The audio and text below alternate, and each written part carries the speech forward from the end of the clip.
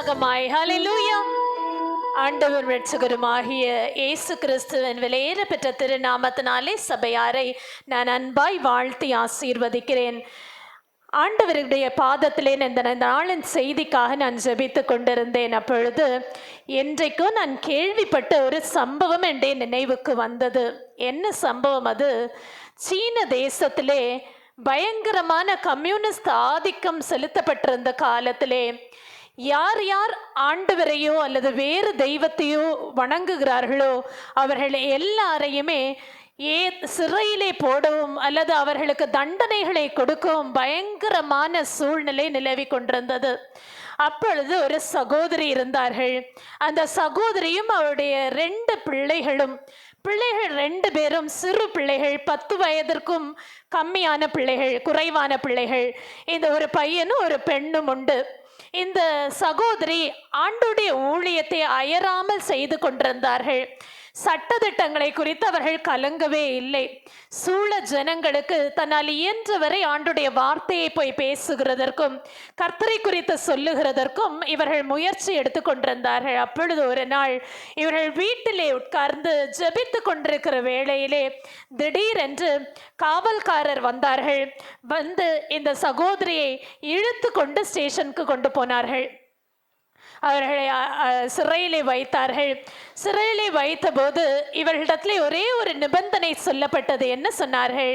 நீ தெய்வம் ஒன்று சொல்லுகிறாயே, அந்த தெய்வம் பொய் என்பதை நீ எல்லாருக்கும் முன்பாக அறிக்கையிடு. நான் இவ்வளோ நாளும் சொன்னது உண்மை அல்ல, அப்படி ஒரு தெய்வம் கிடையாது என்று நீ சொல்லிவிடு. நீ சொல்லிவிட்டாயானால் உன்னை நாங்கள் விடுதலை செய்து விடுகிறோம் என்று சொன்னார்கள். இவளோ பிடிவாதமாக இல்லை, நான் ஆராதிக்கிற தேவன் அவர் உண்மையுள்ள தேவன் என்பதை நான் அறிந்திருக்கிறேன். ஆகவே எந்த நிலையிலும் நான் அவரை விட்டு கொடுப்பதில்லை, நான் அவரை மறுதலிப்பதில்லை என்று சொன்னாள்.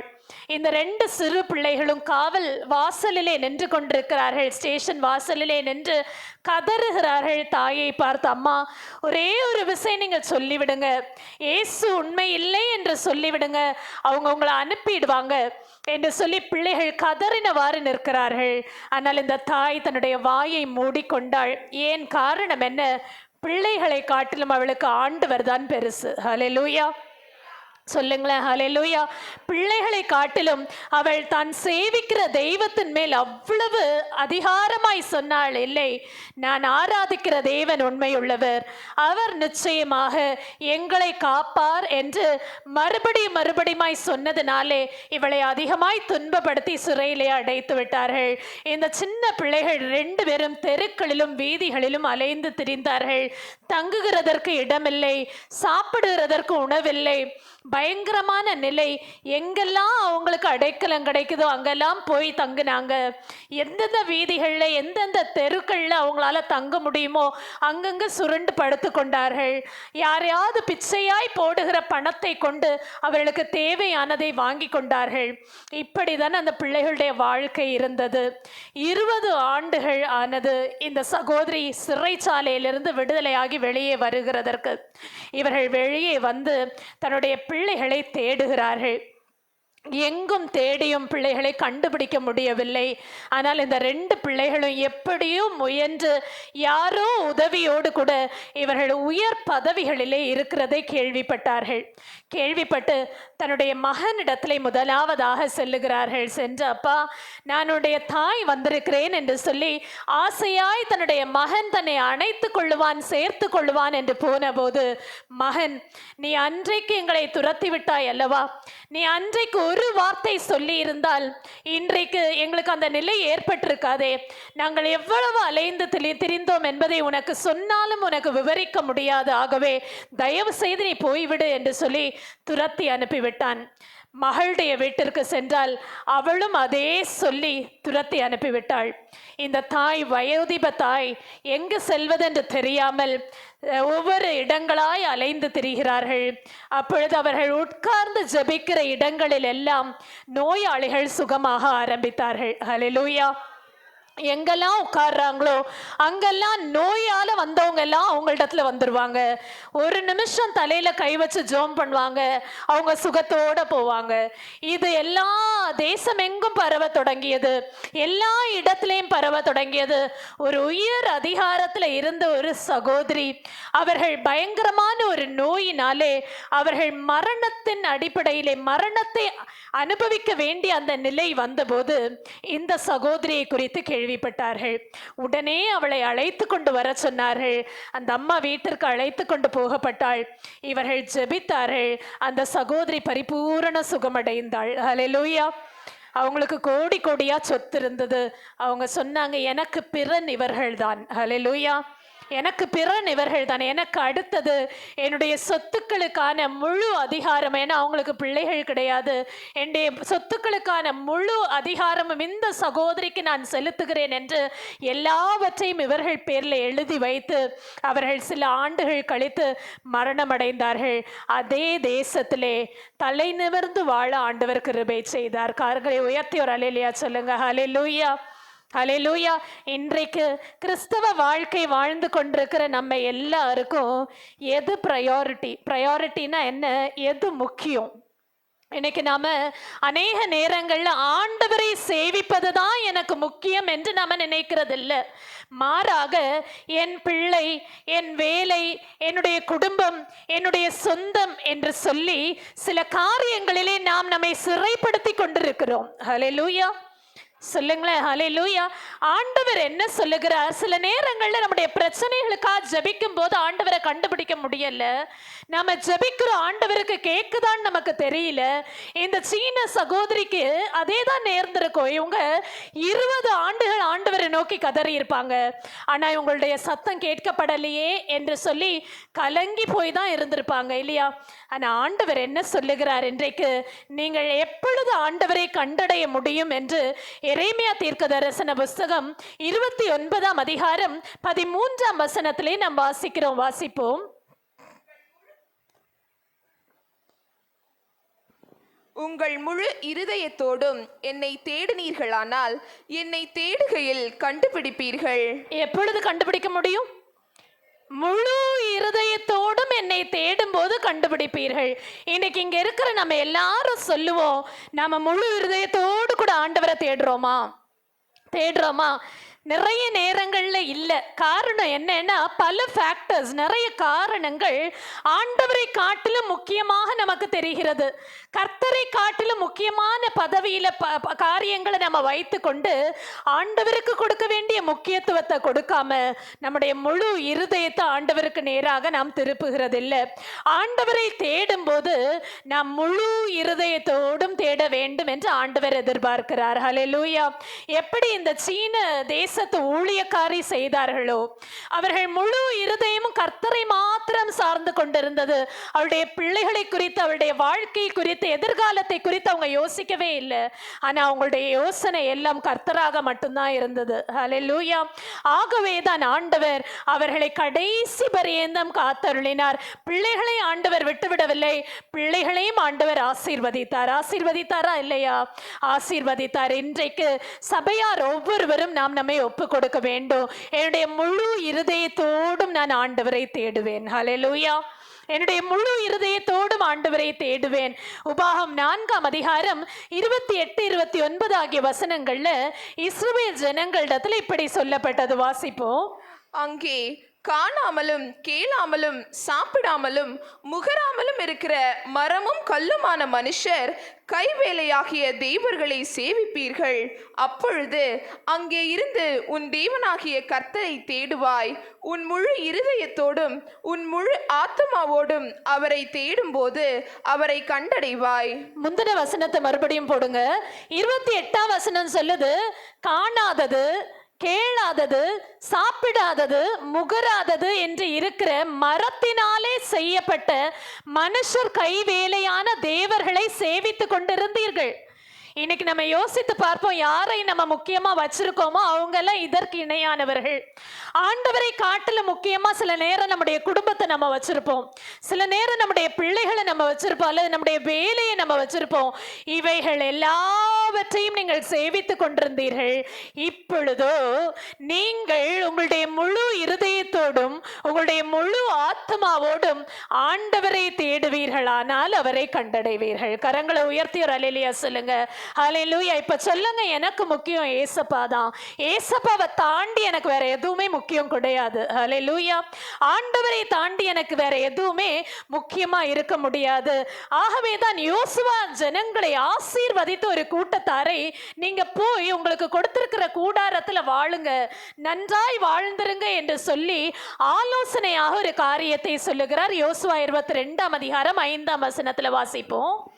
ஆனாலும் நீங்கள் உங்கள் தேவனாகிய கர்த்தரில் அன்பு கூர்ந்து அவருடைய வழிகளிலெல்லாம் நடந்து அவர் கற்பனைகளை கைக்கொண்டு அவரை பற்றி கொண்டிருந்து அவரை உங்கள் முழு இருதயத்தோடும் உங்கள் முழு ஆத்மாவோடும் சேவிக்கிறதற்காக கர்த்தரின் தாசனாகிய மோசே உங்களுக்கு கற்பித்த கற்பனையின்படியேயும் நியாய பிரமாணத்தின்படியேயும் செய்யும்படி மாத்திரம் வெகு சாவதானமாயிருங்கள் என்றான். ஹல்லேலூயா. இந்த பரிசுத்தவான் எப்படி சொல்லுகிறார் பாருங்க. ஜனங்களை ஆசீர்வதித்து நீங்க உங்களுடைய கூடாரங்கள்ல போய் நீங்க வாசமா இருங்க. உங்களுக்கு ஒரு இடம் தரப்பட்டிருக்கு இல்லையா, அங்க நதிக்கு அப்புறத்துல இருக்கிற உங்களுடைய இடங்களுக்கு போய் நீங்க சந்தோஷமா இருங்க.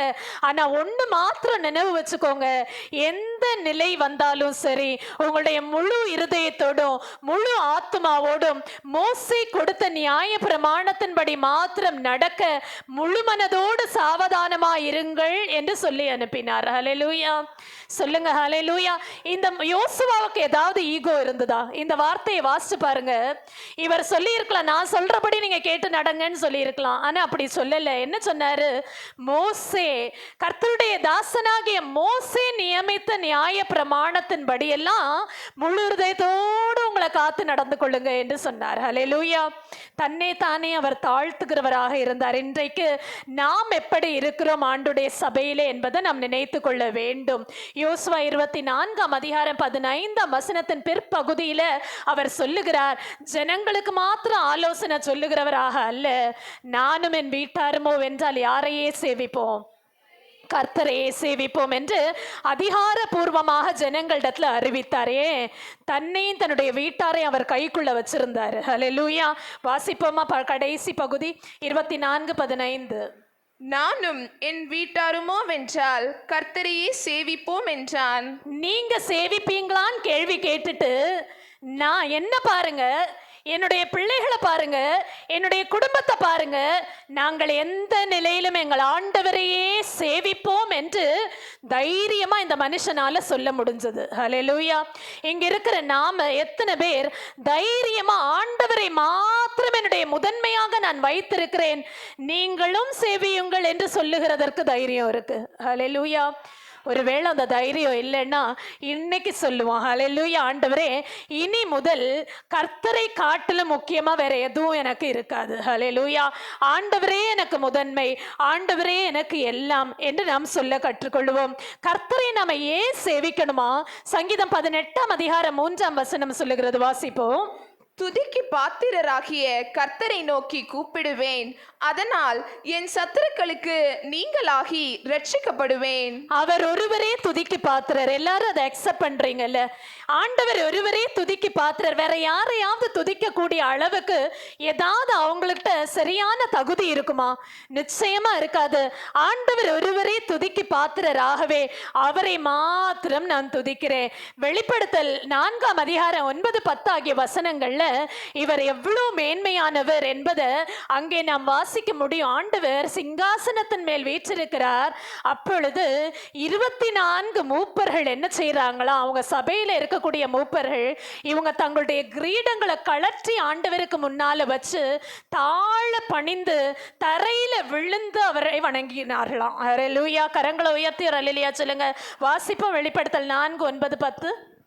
மேலும் சிங்காசனத்தில் மேல் வீற்றிருந்து சதா காலங்களிலும் உயிரோடு இருக்கிறவருக்கு அந்த ஜீவன்கள் மகிமையையும் கனத்தையும் ஸ்தோத்திரத்தையும் செலுத்தும் போது 24 மூப்பர்களும் சிங்காசனத்தின் மேல் வீற்றிருக்கிறவருக்கு முன்பாக வணக்கமாய் விழுந்து சதா காலங்களிலும் உயிரோடு இருக்கிறவரை தொழுது கொண்டு தங்கள் கிரீடங்களை சிங்காசனத்திற்கு முன்பாக வைத்து அவர்கள் ஆண்டவரை துதித்தார்கள். ஹல்லேலூயா. அப்போ மூப்பர்களே ஆண்டவரை இவ்வளோ அதிகமாய் தங்களுடைய மேன்மையெல்லாம் தூக்கி தரையில போட்டுட்டு விழுந்து ஆண்டவரை துதிப்பாங்கன்னு சொன்னா நாம எல்லாரும் எவ்வளோ அதிகமா ஆண்டவரை வணங்க வேண்டும், துதிக்க வேண்டும் இல்லையா?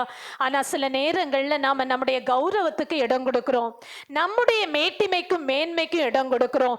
இன்றைக்கு ஆண்டுடைய சமூகத்துல நாம் சொல்லி நம்மை மாற்றிக்கொள்ளுகிறதற்கு தீர்மானிக்க வேண்டும். ஹல்லேலூயா. ஆண்டவரே, உமக்கு முன்பாக நிற்கிறதற்கு நான் தகுதியுடையவனாய் மாறுகிறதற்கு என்னுடைய மேட்டிமையை நான் குப்பையா நினைக்கிறேன்ப்பா. ஹல்லேலூயா. என்னுடைய மேன்மையை நான் குப்பையா நினைக்கிறேன். எனக்கு நீங்க மாத்திரம்தான் முதன்மை. முழு இருதயத்தோடு சேவிப்பது எப்படி? இன்னைக்கு முழு இருதயத்தோடு சேவிக்கணும்னு ஆண்டவர் சொல்லுகிறார். அது எப்படி சேவிக்க முடியும்? அதற்கு 3 ரொம்ப எளிதான வார்த்தைகளை சொல்ல போகிறேன். முதலாவதாக விலகு. முதலாவதாக என்ன பண்ணணும்? விலகு. ரெண்டாவதாக நட. ரெண்டாவதாக என்னது? நட. மூன்றாவதாக நில். விலகு, நட, நில். இந்த 3 தான் இன்றைக்குள்ள கருத்துகள். முதலாவதாக விலகு. எதை விட்டு விலக வேண்டும்? நம்ம வாசிப்போம். அப்போஸ்தலர் 2ஆம் அதிகாரம் 40ஆம் வசனம். இன்னும் அநேக வார்த்தைகளாலும் சாட்சி கூறி மாறுபாடுள்ள இந்த சன்னதியை விட்டு விலகி உங்களை ரட்சித்துக் கொள்ளுங்கள் என்றும் புத்தி சொன்னான். ஹல்லேலூயா. யாரை விட்டு விலகணுமா? சொல்லுங்களேன். மாறுபாடுள்ள சந்ததி. நம்ம ஒட்டியே சிலர் இருப்பாங்க, நமக்கு நல்லது சொல்றது போல தெரியும், ஆனா அவங்களுடைய சிந்தையில ஒழுக்கமான காரியங்கள் கிடையாது என்பதை புரிந்து கொண்டு மெதுவா என்ன செஞ்சிடணும்? அவங்களை விட்டு நம்ம விலகி விடணும். அவங்களை விட்டு நாம விலகும் போது ஆண்டவர் நம்மை ஆசீர்வதிப்பார். விலக வேண்டிய மாறுபாடுள்ள சந்ததியை விட்டு விலகுங்கள். அவங்க யாரா வேணும்னாலும் இருக்கட்டும், அவங்க சரியில்லைன்னு உங்களுக்கு நீங்க சென்ஸ் பண்ணிட்டீங்களா? ஆண்டோடைய அன்பை விட்டு அவங்க பிரிக்கிறாங்கன்னு உங்களுக்கு தெரிஞ்சிருச்சா? அவங்களோடு கூட உறவு வைத்துக் கொள்ளாதிருங்கள். ஹல்லேலூயா. சொல்லுங்களேன் ஹல்லேலூயா. நீதிமொழிகள் 11ஆம் அதிகாரம் 20ஆம் வசனத்துல சொல்லப்பட்டிருக்கு. வாசிப்போம். மாறுபாடுள்ள இருதயமுடையவர்கள் கர்த்தருக்கு அருவருப்பானவர்கள், உத்தம மார்க்கத்தாரோ அவருக்கு பிரியமானவர்கள். ஆண்டவர் யார் மேல அருவருப்பா இருக்காராம்? அருவருப்பு என்கிற வார்த்தை வழக்கமா எதையாவது பார்த்தா நம்மளுக்கு ஒரு அவலட்சணமா தெரியும்ல, அதுதான் அருவருப்புன்ற வார்த்தையை யூஸ் பண்ணுவாங்க. இந்த அருவருப்பு ஆண்டவருக்கு யார் மேல இருக்கும்னா மாறுபாடு உள்ள ஜனங்களை பார்த்து இருக்கும். மாறுபாடு உள்ள ஜனங்கள் நம்மோடு கூட ஒட்டி உறவாடும் போது நாமும் ஆண்டோடைய பார்வையில என்னவா மாறி போயிடுவோம்? அருவருப்பானவர்களா மாறி போயிடுவோம். ஆகவே நம்ம யாராவது மாறுபாடு உள்ள சிந்தையோடு கூட நம்ம இடத்துல பேசுறாங்களா? நீ இப்படி செய் என்று உங்களை ஏற்றி விடுகிறாங்களா? நீ இப்படி நடந்து கொள், நீ மட்டும் ஏன் விட்டு கொடுக்கணும்னு உங்களை ஏத்தி விடுறாங்களா? அவங்களிடத்துல இருந்து முதல்ல விலகுங்க. ஹல்லேலூயா. சொல்லுங்களேன். அவங்க மாறுபாடுள்ள சந்ததி. அவங்க யாரு? மாறுபாடுள்ள சந்ததி. அவங்கள விட்டு விலகுங்க. சிம்சோன் செய்த பாவம் என்ன? சொல்லுங்க. சிம்சோன் செய்த பாவம் என்ன? சிம்சோன் நியாயாதிபதி என்று ஆண்டவருடைய நாமத்தினாலே அபிஷேகம் பண்ணப்பட்டவர். அவர் எத்தனையோ லட்சம் ஜனங்களுக்கு நியாயம் விசாரிக்கிறவர். அவருக்கு நல்ல திறமை இருந்தது. ஆகவே தான் அவர் அந்த பதவியில இருந்தார். ஆனா அவரால் சிங்கத்தை ஹேண்டில் பண்ண முடிஞ்சது, எத்தனையோ பிரச்சனைகளை மனுஷர்களை ஹேண்டில் பண்ண முடிஞ்சது. ஆனா ஒரு பெண்ணுடைய அழகை ஹேண்டில் பண்ண முடியல. ஹல்லேலூயா. சொல்லுங்களேன். எதை ஹேண்டில் பண்ண முடியல அவரால்? ஒரு பெண்ணுடைய அழகு நிமித்தமாக தகப்பன் தாய் சொன்ன காரியத்தை கீழ்ப்படியல. தகப்பன் தாய் மூலமா அவர் எச்சரிப்பு பெறுகிறார். நியாயாதிபதிகள் 14ஆம் அதிகாரம் 3ஆம் வசனத்தை வாசிப்போம். அப்பொழுது அவன் தாயும் அவன் தகப்பனும் அவனை நோக்கி, நீ போய் விருத்த சேதனமில்லாத பெலிஸ்தரிடத்தில் ஒரு பெண்ணை கொள்ள வேண்டியதென்ன? உன் சகோதரனின் குமாரத்திகளிலும் எங்கள் ஜனம் அனைத்திலும் பெண் இல்லையா என்றார்கள். சிம்சோன் தன் தகப்பனை நோக்கி, அவள் என் கண்ணுக்கு பிரியமானவள், அவளையே எனக்கு கொள்ள வேண்டும் என்றான். பாருங்க, தகப்பன் தாய் ஆலோசனை சொல்றாங்க. ஏன்பா நம்ம சொந்தத்திலேயோ நம்ம இடத்துலயோ பெண்ணே இல்லையாப்பா? நீ போய் விருத்த சேதனம் இல்லாத ஆண்டவரை அறியாத பெலிஸ்தரிடத்துல போய் பெண் தேடுறியே, என்ன அவசியம் இருக்கு என்று தகப்பனும் தாயும் புத்தி சொன்ன போது இவனுடைய பதில் என்னவா இருந்துச்சு? எனக்கு அவள் என்னுடைய கண்ணுக்கு பிரியமானவள், அவளைதான் நான் கொள்ள வேண்டும் என்று சொன்னான். ஹல்லேலூயா. என்னாச்சு? என்னாச்சு? ஒட்டி உறவாடினா. அவ தன்னுடைய கொள்கையில ரொம்ப ஜாக்கிரதையா இருந்தா. அவளுக்கு என்ன வேலை கொடுத்திருந்தாங்க பெலிஸ்தர்? என்ன சொன்னாங்க? நீ போய் அவனிடத்துல இருந்து ரகசியத்தை கேட்டு கொண்டு வா, உனக்கு நாங்க கூலி தரோம். அவளுடைய காரியத்துல அவ கண்ணும் கருத்துமா இருந்தா. ஆனா பரிதாபமா இந்த சிம்சோன் போய் வலையில விழுந்தா, மாட்டிக்கொண்டான். கரங்களை உயர்த்தி ஒரு ஹல்லேலூயா சொல்லுங்க. ஹல்லேலூயா. இன்னைக்கு கர்த்தருடைய பிள்ளைகளாகிய நாம் பழகுகிற ஒவ்வொருவரும் எப்படிப்பட்டவர்கள் என்பதை புரிந்து செயல்பட்டு அவங்க தேவையில்லை என்று நாம நினைப்போமானா விலக வேண்டும். ஹல்லேலூயா. விலகணும். அதுக்காக மோதாட்சணையெல்லாம் பார்க்க வேண்டாம், தப்பா எடுத்துப்பாங்களே. நான் திடீர்னு எப்படி விலகிறது? நீங்க விலகிதான் ஆக வேண்டும் என்றால் கர்த்தருடைய தீர்மானத்தின்படி நீங்க விலகிதான் ஆக வேண்டும். ஹல்லேலூயா. மாறுபாடுள்ள கருத்துக்களை கொண்ட யாராவது உங்களோடு கூட இருக்காங்கன்னு சொன்னா அவங்கள விட்டு நீங்க விலகுங்க. அவங்க அழகானவர்களா இருக்கலாம், அவங்க திறமையானவர்களா இருக்கலாம், அவங்க ஆலோசனைகள் உங்களுக்காக பேசுறது போல இருக்கலாம், ஆனா அவங்க மாறுபாடுள்ள சந்ததி. ஹல்லேலூயா சொல்லுங்களேன். ஹல்லேலூயா. ஆகவே தான் சங்கீதக்காரன் சொல்லுவார், சங்கீதம் 101:6 வாசிப்போம். தேசத்தில் உண்மையானவர்கள் என்னோட வாசம் பண்ணும்படி என் கண்கள் அவர்கள் மேல் நோக்கமாயிருக்கும். உத்தமமான வழியிலே நடக்கிறவன் என்னை சேவிப்பான். பரிசுத்தவான் இங்க என்ன சொல்றார்? ஏன் கூட ஒரு கூட்டம் இருக்குங்கன்னா அந்த கூட்டம் உண்மையுள்ள கூட்டமா இருக்கும். ஹல்லேலூயா. அவங்க உத்தமத்தை செய்கிறவர்களா இருப்பாங்க. வேற யாரையும் நான் என் பக்கத்துல சேர்க்கவே மாட்டேன். ஹல்லேலூயா. எனக்கு உண்மையான ஒரு கூட்டம் போதும். அந்த கூட்டம் அழகா இருக்கணும்னு அவசியம் இல்லை, திறமையா இருக்கணும்னு அவசியம் இல்லை. அவங்க கர்த்தருக்கு முன்பாக உண்மையுள்ளவர்களா இருந்தா மாத்திரம் போதும் என்று கர்த்தருடைய பிள்ளை இங்கே சொன்னார். ஹல்லேலூயா.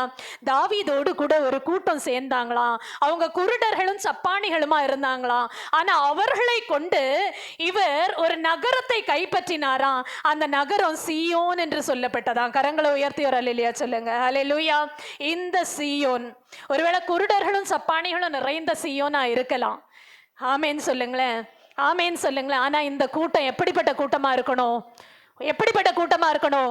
உண்மையுள்ள கூட்டமா, உத்தமத்தை காப்பாற்றுகிற கூட்டமா இருக்க வேண்டும். ஒருவேளை இங்க மாறுபாடுள்ள கருத்துக்களை உள்ள கூட்டத்தார் இருப்பாங்கன்னா ஆண்டவர் அவங்கள விலக்கிடுவாரு.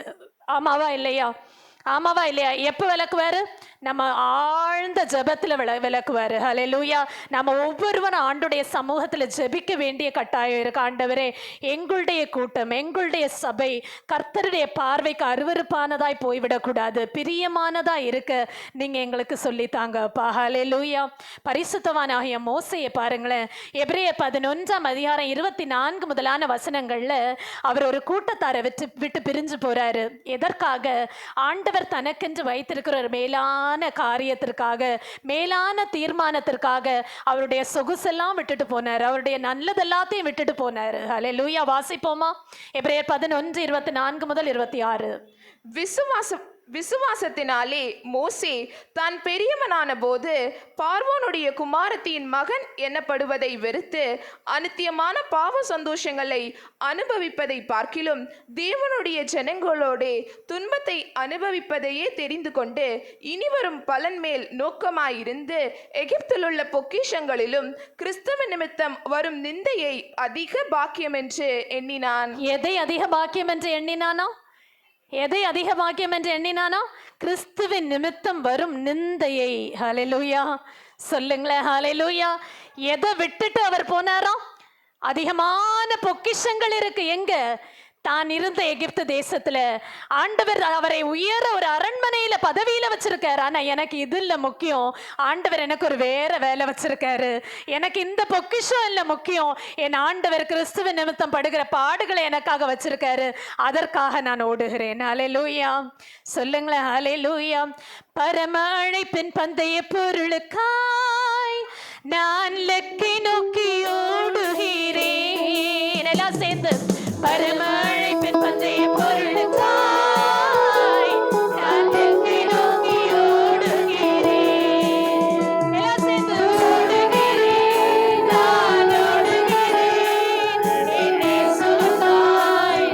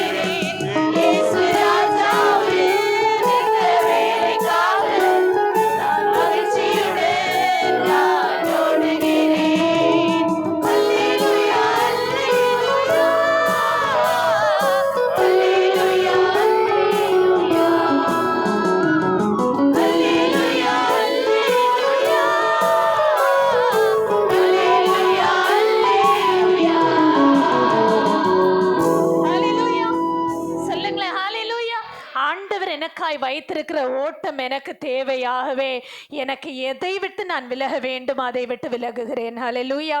முதலாவதாக விலகு. அடுத்ததாக நாம் வாசிப்போம் 2 ராஜாக்கள் 10ஆம் அதிகாரம் 31ஆம் வசனம்.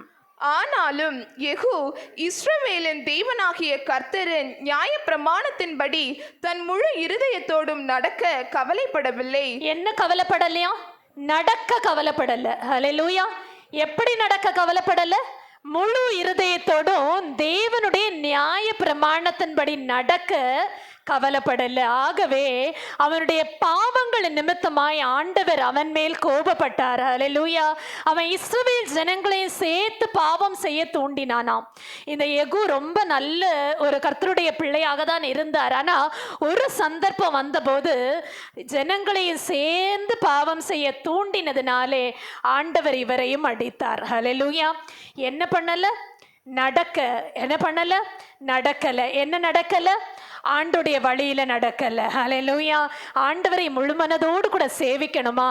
கர்த்தருடைய வழிகளில் நடக்க வேண்டும். ஹல்லேலூயா. முதலாவதாக மாறுபாடான சந்ததியை விட்டு விலகணும். இரண்டாவதாக ஆண்டவர் வைத்திருக்கிற வழியில நடக்க வேண்டும். 1 ராஜாக்கள் 18ஆம் அதிகாரம் 22ஆம் வசனத்திலையும் 21ஆம் வசனத்திலையும் ஒரு சம்பவத்தை நம்ம வாசிக்கிறோம். எலியா தீர்க்கதரிசி நின்று கொக்கரித்து கொண்டு நிற்கிறார். என்ன சொல்றார்? திரளான ஜனங்கள் நிற்கிறாங்க. அவங்க எல்லாம் சோரம் போய் நிக்கிறாங்க. ஆகாப் ராஜாவின் கீழே அவங்க எல்லாருமே பாகால்களை வணங்குகிறவர்களா நிக்கிறாங்க. அப்ப இவர் சத்தம் போட்டு கேட்கிறார், 2 நினைவுகளால் எத்தனை நாட்கள் குந்தி குந்தி நடக்க போறீங்க? ஹல்லேலூயா. எதுக்குப்பா 2 நினைவு உங்களுக்கு? தேவன் தெய்வமானால் ஆண்டவரை பின்பற்று, பாகால் தெய்வமானால் பாகாலை பின்பற்று என்று சேலஞ்ச் பண்ணிட்டு நிக்கிறாரு. இவர் ஒரு ஆளா நிக்கிறாரு. ஹல்லேலூயா.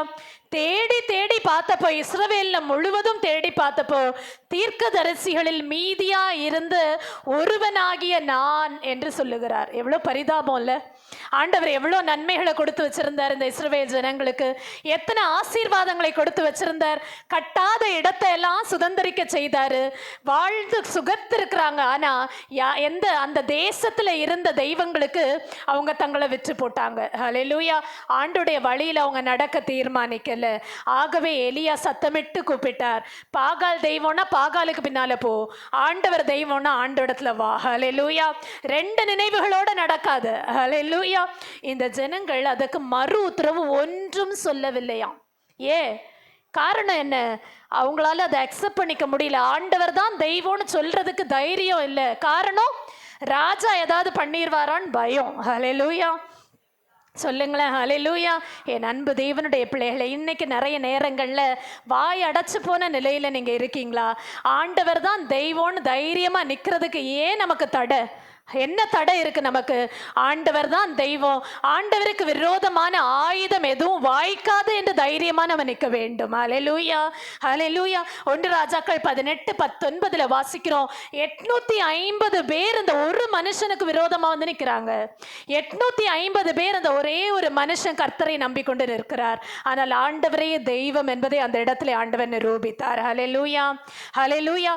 கர்த்தருடைய வழிகளிலே நீங்கள் நடப்பீர்களானால், நீங்க ஒருவராக இருந்தாலும் சரி, உங்களோடு கூட ஒரு பெரிய சத்துவத்தின் பலத்தை நீங்க பார்க்க முடியும். கரங்களை உயர்த்தி ஹல்லேலூயா சொல்லுங்க.